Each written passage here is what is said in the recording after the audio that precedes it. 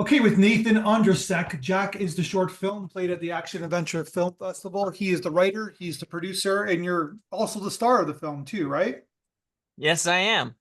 So Many hats. one would assume that you wrote this script for yourself to be the lead. Yeah, it was 2020. I think I'd been playing with the idea for a while in my brain, and my co-producer Adam Lau was like, pandemic hit, and he's like, we gotta be writing during this time. We have to be able to come out of the gate with projects. What do we want to make?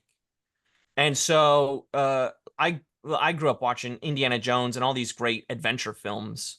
And I was like, I want to be on an adventure. I want to have fun in that kind of way. So I was like, if we're writing it for us, this is what I want to do.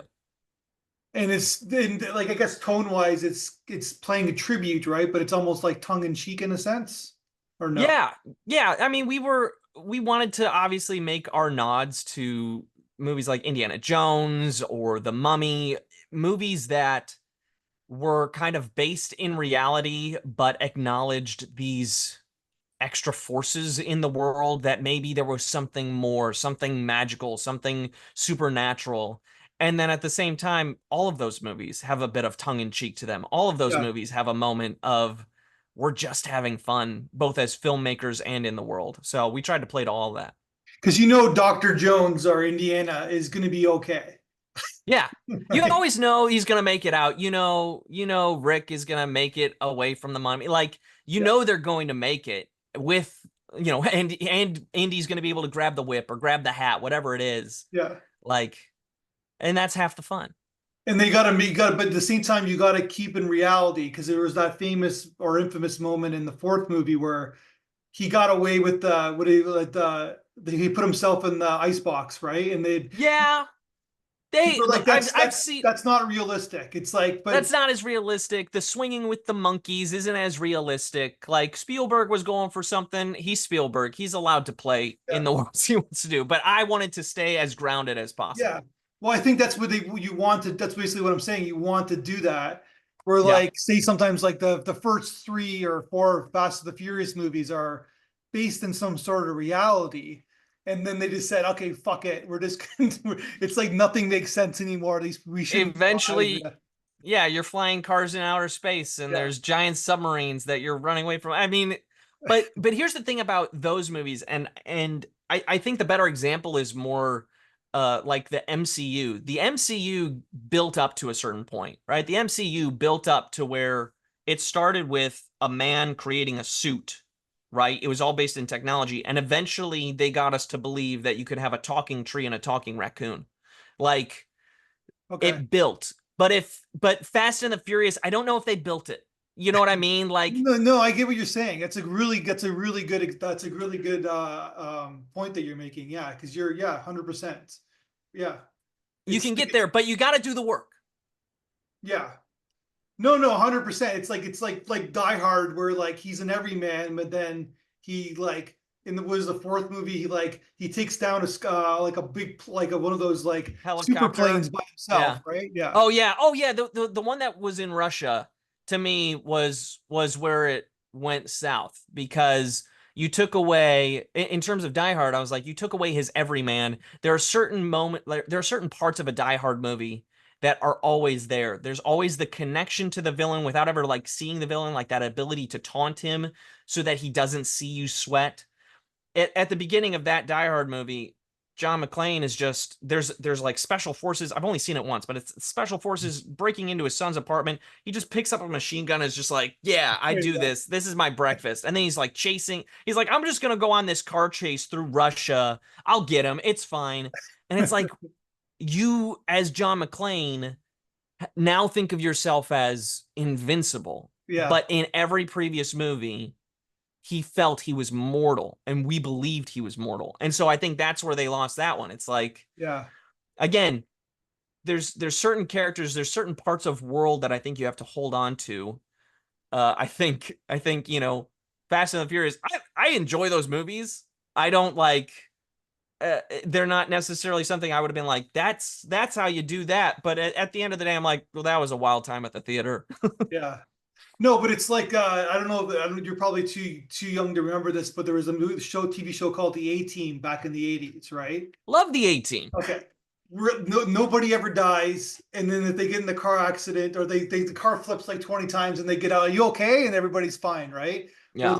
We're like it's so unrealistic because obviously this person's gonna have to go to the hospital. He's gonna have to do like like car like with like he's gonna be like in trying to heal himself for the next 5 years, but then like of course it doesn't matter, right? And they're not gonna kill anybody, even though they shoot machine guns at each other and nobody dies, right? So Look, I think the A-Team was such a fun show and an interesting concept. I will say, I think an unsung movie is the A-Team movie with Bradley Cooper and Liam Neeson. That's one of those movies that I recently read part of the script, and the script that they started with was wildly different. Um, but I love where they landed with it. It's one of those that I can kind of just put on and just like know what's happening, look up, and I'm having fun. I think they made higher stakes. They set up the world. And I yeah, think I would have enjoyed to see more of that world of like, wow, like just these conspiracies and like it's going up to the highest level. I think they gave it a lot of weight, and they still, right, it's still a little tongue in cheek. You've got Face, you've got Hannibal. Like yeah, I love it when a plan comes together. Like, yeah. But they it, were obviously setting up the sequel in that movie, and they just oh didn't do yeah, it. Yeah, and it I think just like didn't John get. Hamm showed up as the next villain or something, and then like they were setting it up, but they just never. I guess because of box office or whatever, they just never made the next movie. I'm sure it was box office. Maybe people's schedules got in the way. They didn't have the contracts lined up. But Yeah, I think that's one of the unfortunate things about filmmaking to me is the reliance on the box office. I understand it's an industry, but there are movies out there that I'm like, I loved that movie, and it just wasn't. I'm like, maybe you were a few years too early, few years too late. You didn't get the audience you needed, but it would have had like the movie Sahara, I think, is another example. It's just a fun adventure. You've got Matthew McConaughey and Steve Zahn running around, and you've clearly got these characters from a book series that has like 20 books to it, but you've got these characters with such rich history that are lovers of history, lovers of adventure, and skilled in all these ways. You've set it up, but the box office says you're not going to get another one. yeah, Like, it's just it hurts me sometimes. yeah. Or like the Chronicles of Narnia movies, they'll just basically box office wasn't there, so they'll just wait 10 more years and then they'll do it again, right? So Yeah, yeah, how exactly. many how many Fantastic Four movies have they tried to make, right? So Exactly. And they're only making them to hold on to the rights. Like at that point, they're just trying to get it so that they can be like, well, we still have it until they have a better idea. Y- I think for me, as much as we can say this movie was not a great success, this movie didn't hit on all the marks. For one, I will commend anyone who got behind a camera, who did the job on a set and made a film, right? Like there are so many people who got to work on the Fantastic Four with Miles Teller in it. And I'm happy they worked. I'm glad they got to put something together and saw their work on screen. I don't know what happened in that movie. You know what I mean? Like they just seemed like they were making it to hold on to the rights, and they didn't know what they were doing with the story. They didn't know where they were going. gotcha. But now Marvel has it. So Okay, you so can let's see talk where, about yeah. I was gonna say let's talk about the making of this film. So then you're during COVID, your partner's telling you we got to write. Mm-hmm. So Jack is one of the seeds of that kind of idea. Is Mm-hmm. there a bigger story here? Like, is this like a proof of concept? Like, what's the Yeah. Well, originally I was writing what could we make, right? Like my buddy and I, we're not flush with cash as it is. We're working on like, hey, part of this shoot was based off of I had a commercial that I had done that I didn't realize was going to re-up for like another year. And so I got that paycheck and I was like, well, hey, I've got a little extra money in my pocket. We can make this short film. So originally it was let's tell a fun story. Let's tell something that we can show people and maybe just even get them excited about films and storytelling. It was also, you know, as an actor, and he's also an actor, and I've got plenty of actor friends. It was an opportunity to say, here's some great footage for us. Let's produce this at the highest level and be able to put it on our reels and on our sites and get our Yeah, names out there. And then as we made it, as we were going, my brain just kept flowing. So it has kind of become a proof of concept. You know, I've been working to flesh this out into a whole feature film mentality of what that looks like, what the world looks like, who Jack is on a deeper level. You know, we kind of get to see him in this short as that kind of cheeky, adventurous, like taking risks, yeah, pulling one over on the bad guy. Um, Not necessarily because he's bigger and stronger, but because he's thinking quick. And I think that's part of the Jack lore, is like he's escaping because he thought quick and he reacted quick. It wasn't because he was the biggest and the strongest. So building a world based around that. So yeah, it is a at this point it is kind of becoming, it has become, through what the excitement we've had after making it, it's become a proof of concept. gotcha. Yeah, that makes sense. So the setup is that this character, your character, is the one that you're playing in the film. He's running. He's being chased. He gets to the edge of a cliff. He's got nowhere else to run. The bad guy's got him cornered. He turns around, takes off his kerchief, and he's got a big smile on his face. Basically, hey, like, and basically, it's like, tone wise, it tells the audience is like, we've seen this before, but like, what's gonna happen? And because like he's cornered, he's dead, he's a dead man. But Yeah, why is he so confident? Why is he so happy? Right. So then, yeah, you know, and then so then he throws an egg in the air. They get confused, yeah. and then like he's on his way to the next stage, I guess. Right. Yeah, classic. You know, it's that idea of a misdirect, and I think it's also again, we only had so much budget. You know, at one point I was like, how do we film this whole escape? You know, and it's just the camera wasn't looking. You don't necessarily get the full story of it, of how he got away, but yeah, it's that idea of, it's that classic misdirect, that classic made you look moment.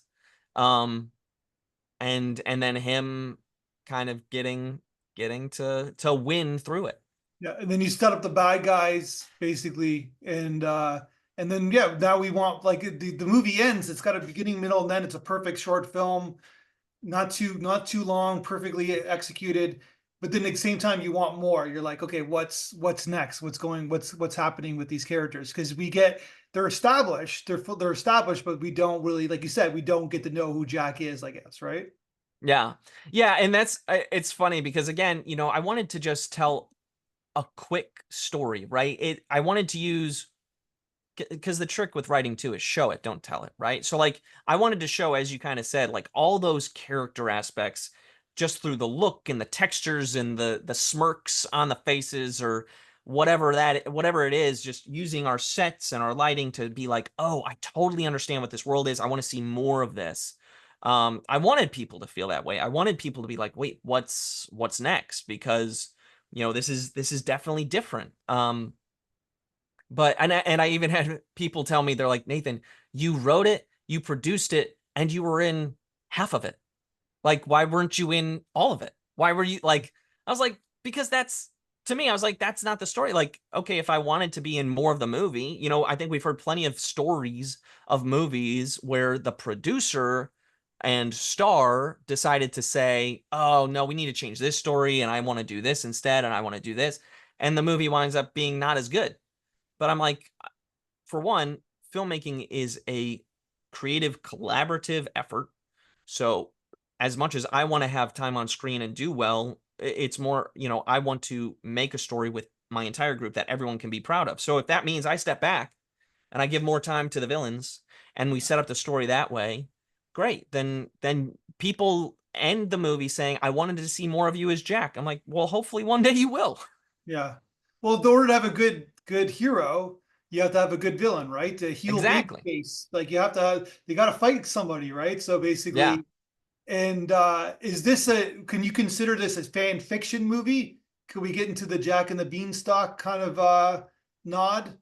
Yeah, I mean, it's definitely, I mean, it's definitely a take on Jack and the Beanstalk, right? I think I'm a fan. Again, you talk about adventure, and that's one of the earliest adventure stories, right? There's magic, there's giants, there's danger, escape, these kind of damsels in distress when you think about like the golden harp and the golden eggs and all of this stuff. And you have a story of Jack coming down from the dumps and all of a sudden winding up as this hero. And I think that's something that many people relate with. So I wanted to take my spin on it. I wanted to say, what is Jack and the Beanstalk? That's so much of writing. I've been working on another feature film, and I'm still actually pretty new to writing and its ins and outs. And I feel like I understand storytelling because I've seen so many stories, but communicating it on paper is still pretty new to me. So I was reading Save the Cat because I feel like that's standard, gotta read it if you're gonna write. Yeah. um and just the idea of like he was saying of just like take this concept and put a twist on it. And I think that's so much of what writing and creating things is. So that's what I did. I took the story of Jack and the Beanstalk and I put my twist on it. So Hollywood should be listening right now, right? Because it's like they really haven't made a good Jack and the Beanstalk film. I Let's mean, be I honest think here. not since here's when they made a great one. Abbott and Okay. Costello have a Jack and the Beanstalk that is fun and it's funny and there's danger and there's wit and there's humor. Like that was one of the things I grew up watching. I loved growing up and watching Abbott and Costello and their twist on things. Um, but yeah, since then, they're I think people take it a little more on the nose, and then I think what Hollywood needs to do to kind of stay original, if you're gonna go back to these stories, right? It's like going back to Hansel and Gretel, but they're vampire slayers. Very interesting concept. Yeah. That's not necessarily one that's been done before, right? It's putting that twist on it. So this was me putting an adventure twist on Jack and the Beanstalk, setting it in a different time period. I think takes a lot of what we're seeing nowadays is very period piece focused. We're getting a lot of period pieces. We're getting more stuff. We're getting more pirate stuff. We're getting more Victorian England stuff. You know, so I was like, let's You go in know a why, different way. right? Because we hate this era that we're living in now. Look, we're either living in the past to go back to the glory days, or we're going to the outer space in the future. Yeah. That's all we want. Let's not the now. Everything set now is very much like the dramedy, the like life is tough stuff. Yeah. Yeah, No, yeah, like basically, yeah, just it's funny. Yeah. It's like you said, like I think that even kids, I don't think that kids even are even reading these books now. I think that yeah, I did as a kid. I knew it like very well. I thought it was amazing, like kind of like the whole concept of the egg and climbing the beanstalk. But it's like, I think that because pulp culture and movies need to like they need to pay attention. I think the past movies they were either too kiddie or they're too adult, right? There's something, hmm, and I think that's what the Indiana Jones films are like. I remember watching Indiana Jones when I was 8 years old, right? Because it's like it's still good for adults, but then the kids can still enjoy it as well, even though yeah. they don't truly understand the Nazi plot, right? So Right. They know that there are bad guys. yeah, They understand that there's villains. I mean, it's the same thing with Star Wars. Star Wars is both, political intrigue and this idea of a resistance against a higher power, but kids look at it and they see spaceships and they see these amazing visuals, especially back in the 70s when that was so groundbreaking. That was yeah, another thing, we couldn't get away with it with the beanstalk, but the idea of practicality was so important to this that we played with the idea of like, how do we do? I was like, do we do some sort of like stop motion or like paper mache or whatever, and then like interpose the cuts? Because I do think that practicality really adds to filmmaking, and I think that's kind of what we've also lost, is that maybe it's become too easy to do certain things, that we're taking visual and computer based shortcuts when there's something so beautiful about the tangible. yeah, 100%. Okay, so tell me about the director. So you brought in Julian to direct the film. Did you have experience with Yeah. him before? Julian Curi is an amazing filmmaker. I've worked with him before on a number of projects. I met him first. We were both acting in a short that another friend of ours was doing, and then he reached out to me. He was doing some fun shorts. You can find him as Righteous Robot across the socials. That's his production company. Uh, I actually got to just work with him again a couple weekends ago. He's such a great visual storyteller, and he knows. I worked with him on a couple of sets, and his sets, when he's doing it, it's very much the same thing, low budget. He's done all the costuming. He's the one running the camera, on his gimbal or his sliders, whatever he's using. He's got smaller lights, but in the end, every one of these shoots that I had been on with him, the visuals, I was like, this doesn't look like you spent next to nothing on it. This looks like you spent a few grand on it. And it's because you've got such a great eye and you've got such a great, such amazing skills behind the camera. He's recently been doing a lot of stop motion or like paper animation work, which is also beautiful, but it just showed his eye. And as I brought in so many friends to work on these projects, I wanted him to be able to just direct, to just sit and direct, because so often he is also running the camera. So I brought in another buddy to run our camera side of things. And I was like, Julian, I just want you to direct. I want you to take your vision and put it together. And he, from the get-go, was amazing. He put together an amazing little animatic that just so beautifully summed up the story and the style that we were going with. And then we just try to do our best to translate that to film. And one of my favorite moments from the shoot was actually sitting back. It was the day we were filming all of the villainous scenes, and I didn't have to be in costume. I was playing producer. I was doing crafty, Yeah. filling all those small parts. And I've got a picture of Julian just sitting and like leaning into the monitor and just so engrossed, and like seeing him like give that fist bump. I'm like, yes, that was beautiful. Like it was my chance to give him that kind of gift of just sitting back and directing, and I loved it. I mean, he had such great vision, communicated well on set, and I think the result speaks for itself. But yeah, he's amazing. Yeah, and so basically, so when you guys made anything else, like, or was this the movie, like you toyed with another short film, or like what's the next step for you guys? Well, for Julian, I know he's got a number of things. He's, like I said, he's been doing a lot of paper animation. He had a short film of his own that you know, he painstakingly put together over like 3 years, and it's beautiful. It's out there now. It's called Gruff. So he just recently released that. I just worked on another short film with him that I don't know when that one's releasing. I need to reach out to him. But it's been it's those relationships you make, and you just find those people that you want to work with. Julian's definitely one of those people where, we'll go over to each other's place for dinner and just catch up on all the creative stuff we're doing. And then, you're just talking about ideas back and forth, and what life's like in the industry, but also getting to know each other as individuals. And I think that's one of the reasons why Jack, with his direction and every project that I've worked with him on, I think that's one of the reasons why it's been so smooth. When you have the relationship like that with your co-creators, you develop a shorthand and you develop a comfortability. And I would love to work with that sort of thing again. I've got a number of scripts that I'm working on that I would happily say, Julian, you want to direct that? Yeah. Because he's got just that amazing eye. And what did you think about the audience? We sent the audience to you. What did you think what the audience had to say about your film? I was blown away. That was one of my favorite parts of this festival. I mean, this whole festival has been amazing, just in what it's doing for creators and helping creators achieve.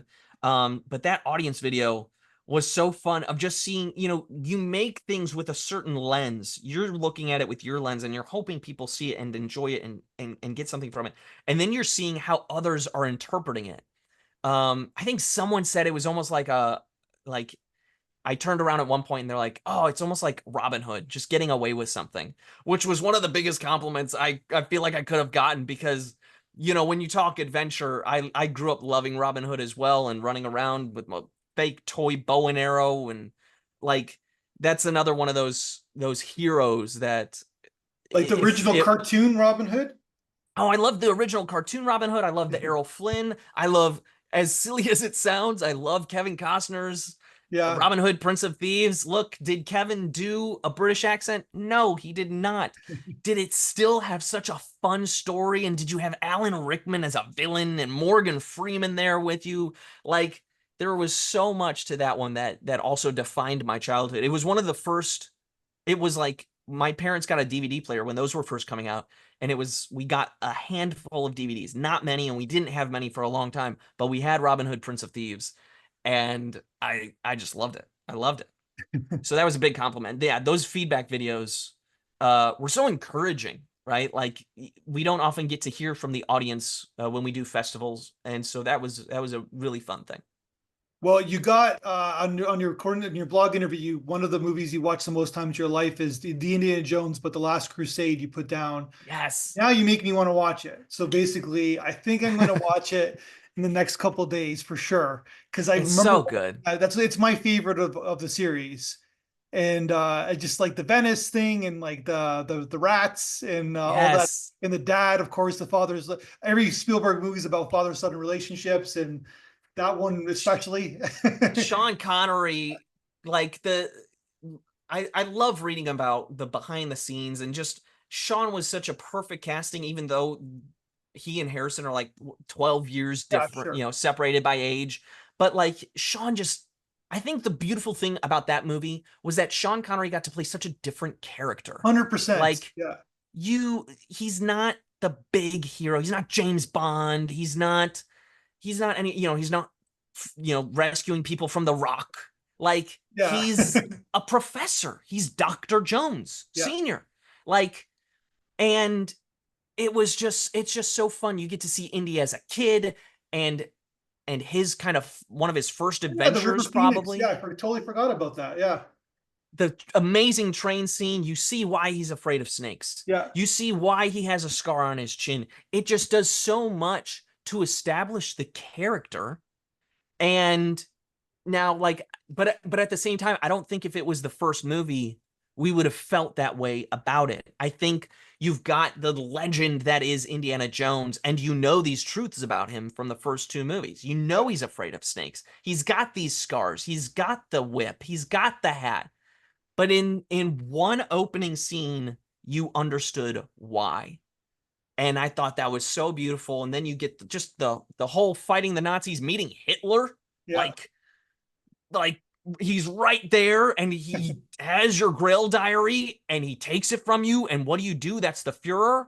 Like, oh, and then he gave it back autographed. Yeah. Like, such a good movie. Yeah. So good. Well, man, it was like great talking to you. You seem like you're enthusiastic, just like your character Jack, but you're like you seem like you love movies so much, and it's amazing to hear. It's like it's very refreshing. So let's talk again when you make your next film. I'd love to see what you do next. I know you got a pilot coming going on and everything. So Yeah. Thank you so much. This was great talking to you. yeah, I I think appreciate that's it. the thing we got to do, right? As creators, you got to stay excited about it. So make what you're excited about and have fun doing it because there's plenty of other stress to it, but try to have fun.